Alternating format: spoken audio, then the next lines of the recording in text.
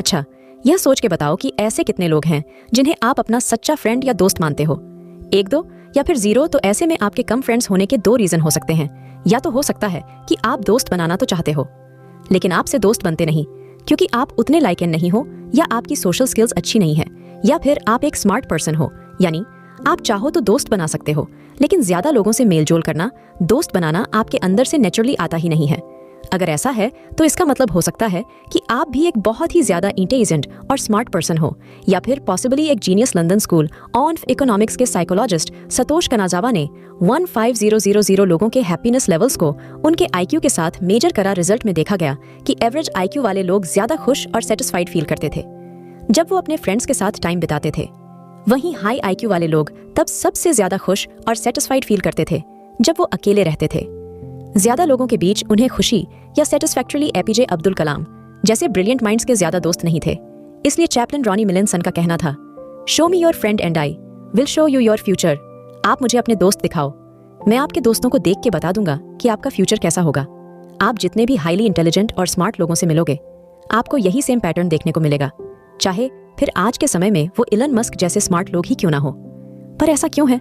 सबसे पहला reason number 1, they can spot fake friends and cut them on off. Highly intelligent लोगों के अंदर ये एबिलिटी होती है कि वो बहुत आसानी से ये पता लगा लेते हैं कि कौन उनका असली दोस्त है और कौन सिर्फ अपने फायदे के लिए उनका दोस्त बनना चाहता है।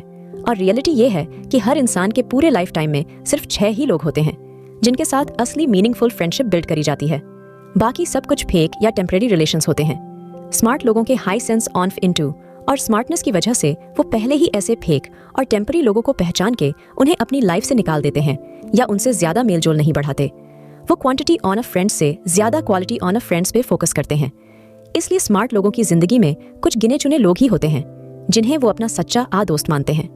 बाकी वो सभी लोग जो उनकी लाइफ में कोई मीनिंग ऐड नहीं करते, वो उनके साथ अपना टाइम और एनर्जी वेस्ट नहीं करते।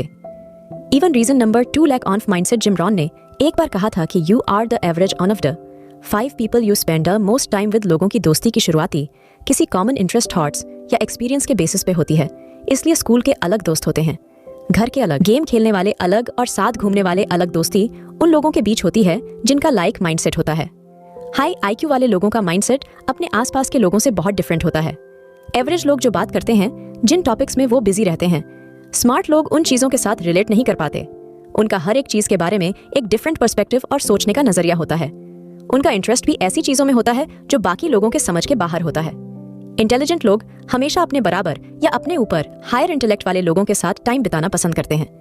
एवरेज सोचने वालों से उनकी सोच नहीं मिलती। इसी वजह से इंटेलिजेंट लोग अपनी पूरी लाइफ में बहुत कम दोस्त बना पाते हैं। Reason number 3, they don't have FOMO. Intelligent और स्मार्ट लोगों को बाकी लोगों को देख के फोमो यानी फियर ऑफ मिसिंग आउट नहीं होता। सोशल मीडिया पे क्या ट्रेंड चल रहा है, उनके दोस्त कहाँ घूमने जा रहे हैं, कौन सी लेटेस्ट टेक्नोलॉजी यूज कर रहे हैं। स्मार्ट लोग इन मटेरियलिस्टिक चीजों को कैच अप करने की कोशिश नहीं करते। स्मार्ट लोग अपने ही साथ इतना कंटेंट और सेटिस्फाइड फील करते हैं कि उनको बाकी लोगों को देख के कुछ अचीव करने की इच्छा नहीं होती। एक तरह से कहा जा सकता है कि स्मार्ट लोग अपने गोल्स और ड्रीम्स को लेके बहुत ज्यादा सीरियस होते हैं।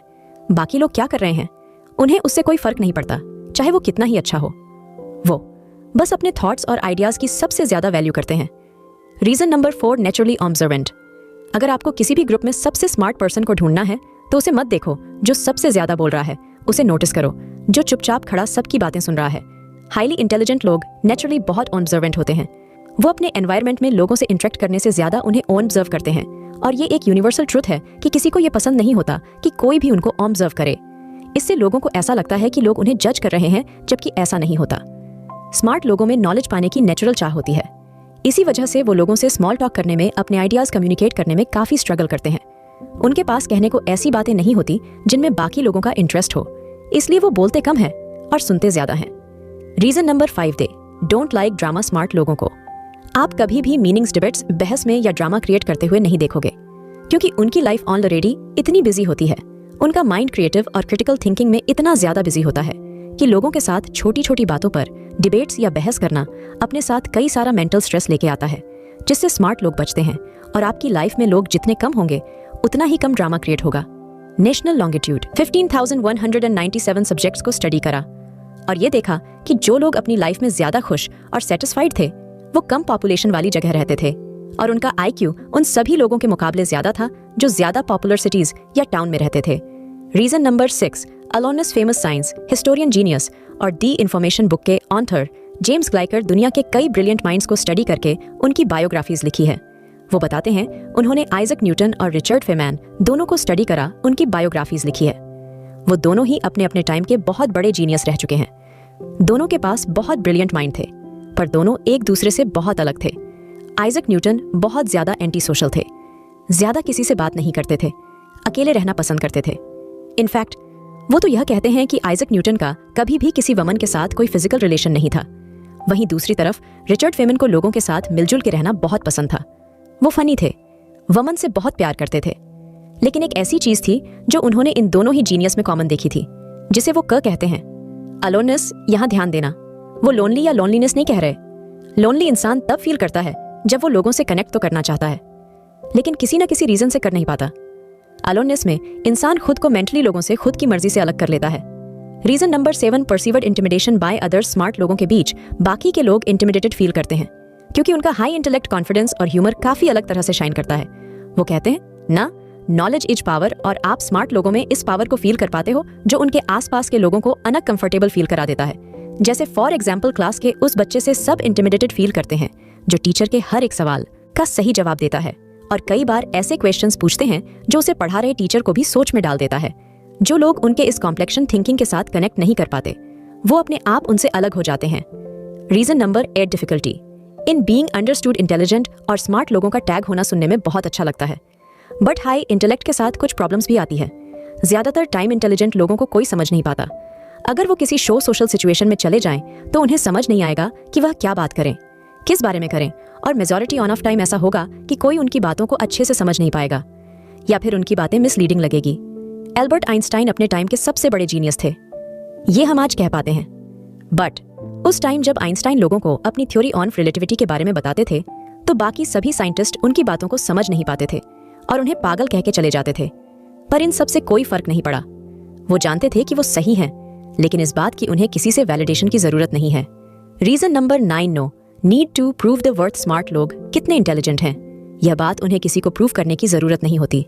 एक तरफ जहां लोग फ्रेंडशिप बॉन्ड बिल्ड करने के लिए अपने आप को अच्छे से प्रेजेंट करते हैं, अपनी सारी अचीवमेंट्स गिनवाला केबल पर्सनैलिटी रखते हैं। स्मार्ट लोग जानते हैं कि वो बाकियों से कितने ज्यादा स्ट्रांग है, वो इंडिपेंडेंट है और अपनी लाइफ की हर एक छोटी मोटी चीजों के लिए ग्रेटफुल है। अब क्योंकि स्मार्ट लोग खुद इतने ज्यादा सेल्फ डिपेंडेंट होते हैं, उन्हें दूसरे लोगों की वैलिडेशन की जरूरत फील नहीं होती। Reason number 10, focus on and personal goals. Average लोग समाज में ईगो चेज करते हैं। सोशल मीडिया के लाइक से उन्हें डोपामिन का हिट मिलता है और कोई उनकी तारीफ करते तो चेहरे पे बड़ी सी स्माइल आ जाती है। उनकी पूरी लाइफ दूसरे लोगों को वैलिडेट करने में ही निकल जाती है। वहीं स्मार्ट लोगों को ड्राइव करता है उनका एम्बिशन और पर्पस। वो नेचुरली शॉर्ट टर्म प्लेजर से दूर रह पाते हैं और लॉन्ग टर्म गोल्स को चेज करते हैं। दुनिया को कुछ प्रूव करने के लिए नहीं, ना ही किसी तारीफ, एप्रिसिएशन या मेडल के लिए, सिर्फ और सिर्फ अपने लिए। इसे आप सेल्फिश भी कह सकते हो, बट अपने गोल्स के लिए सेल्फिश होना भी कोई खराब बात नहीं है। इसी वजह से अपने गोल्स को चेज करते हुए ये अपनी सोशल लाइफ एक्टिविटीज को सैक्रिफाइस कर देते हैं और उनके पास सच में किसी और के लिए इतना टाइम ही नहीं होता कि ये फ्रेंड्स के साथ एंजॉय कर पाए। तो अगर आपको यह वीडियो अच्छी लगी तो वीडियो को लाइक और सब्सक्राइब बटन पे क्लिक करके इस चैनल को ग्रो करने में सपोर्ट करो और बेल नोटिफिकेशन ऑन कर लीजिए ताकि आप आने वाली वीडियोस मिस ना कर पाओ।